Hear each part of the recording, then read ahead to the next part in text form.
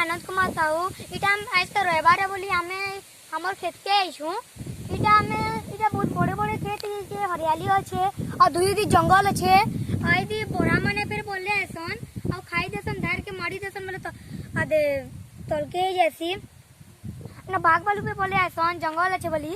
आई दी पहाड़ अच्छे आउ थोड़े थोड़े ना आम तुली पर आउतसु आम गज मान बहुत अच्छे पड़ते।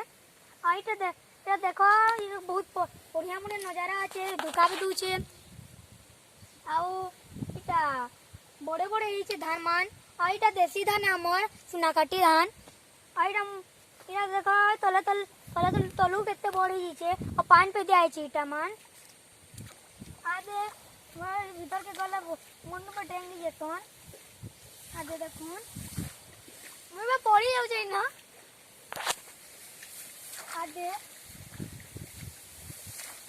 पूरा भीतर के बोले आली ना मन बड़ बड़ ही जाउछन।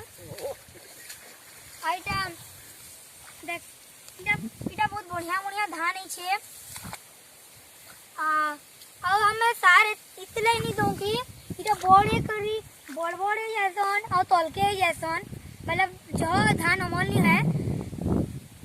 आइटा के नहीं जगह के नहीं धान दो नहीं जो हमें मिलमा फिर से आइटा देखमा जे कितने बढ़िया बढ़िया धान ही छे। आदे अलगा लोग माने ना घुरान घुरी दी छन आउ हमें आदे हमें पे ना घुरान घुरमु आई माने सहयोग करबे।